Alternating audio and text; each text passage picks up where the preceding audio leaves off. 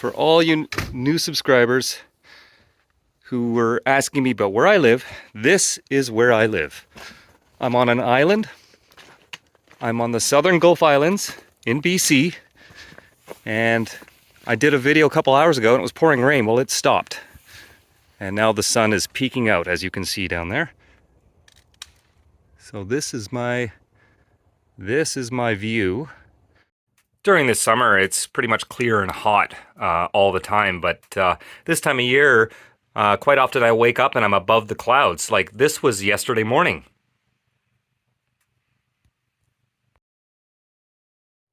And I will turn the camera around. I've got a little off-grid guest cabin right there, hot tub, and there's the cabin that is currently still under a bit of construction. A little mini tiny cabin. And of course, the media is doing exactly what we knew they would do. They're going to go into crowds of hundreds of thousands of people and try to find the one or two, troublemakers or people sending the wrong message, which is obviously going to happen, obviously. But we knew the media would pick it apart, especially our state-run CBC and then the other networks like Global and CTV, which are heavily funded by the federal government. So of course, they're going to do anything they can to try to discredit hundreds of thousands or millions of Canadian, peace-loving Canadians who want their freedom. They'll do anything to try and smear that. And it's all about sensationalism, selling fear, and selling a narrative. And sure enough, they've already done it. There's a couple of people in the protests that... there are a couple of people that were like drunk and stuff. Oh, what do you expect? It's a damn party in the nation's capital. There's so many people there. Or a couple of people were spotted with, let's just say, questionable offensive flags. Honestly, that's what you would expect at any big gathering like this. There's always going to be people like that. But of course, that's what the media focuses on. So they're trying to smear everything because of that. It's so typical. It's exactly as we all predicted would happen. Fake news, fake news, fake news. No. We're not going to, do any interviews with the organizers or the participants in the crowds. Oh, no, of course not. We're just going to go look for the guy with a flag that we know is going to trigger people and make a big story out of it. But there are still some media outlets out there in the world that aren't pushing a narrative and actually doing some decent reporting. But before I show you a couple of those clips, one of my cats here wants to say hi. Hey Ash, say hi. Meow. Okay, he doesn't want to say hi. So up in Canada, the convoy of truckers converging on Ottawa to keep that nation free is going larger by the day. They left from Vancouver on the western side of the country on Sunday. They're protesting the federal government's vaccine mandates for cross-border truckers, among other things. That mandate took effect on January 15th, preparatory to a worldwide digital travel pass, internal passports for everybody linked to your health status, but not limited to your health status. If you can't see the future in clear outline right now, you're not paying attention, but the truckers in Canada can. The Canadian Trucking Alliance estimates that roughly 16,000 truckers in Canada are not vaccinated. That convoy also includes truckers who are vaccinated, but who aren't going to stand for tyranny.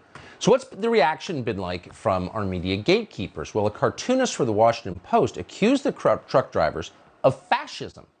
There's the cartoon on your screen. So a paid vassal for the world's richest man, a man who supports censorship and crushing anyone who doesn't agree with him, who treats his own legions of workers like serfs. A guy who works for that man is telling you that people who peacefully assemble to express political opinions are, quote, fascists. Really, who's the fascist? Pal. Hey, Martin, why are you here? For freedom, for all my friends, my family. I sacrifice very much money for here, but it's amazing. That's an historic moment. You know what I mean? 100%. Woohoo!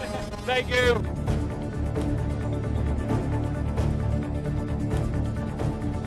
Man, this is exciting, guys. Canadians have finally come together. This is a true Canadian. When you see them love their brothers and sisters, the way all this love is floating around here, it's so awesome. What does it say, sorry? So it says, F your white nationalist agenda. I am not a white. This is nothing to do about white.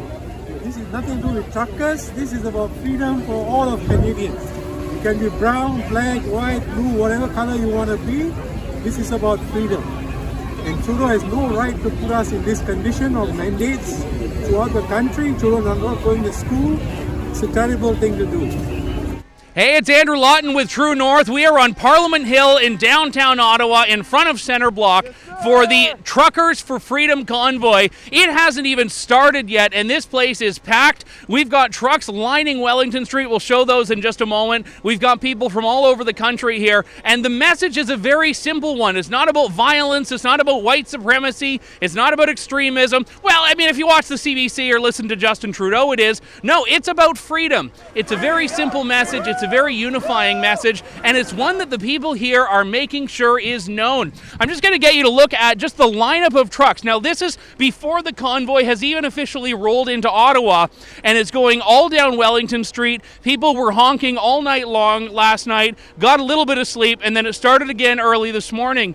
And what's happening here is people from all over the country are saying they're done with vaccine mandates, they're done with a lot of the unscientific COVID responses, and they want the federal government to know that they're here and they're going to be heard. Small fringe minority of people who are on their way to Ottawa or who are holding unacceptable views. Fake news.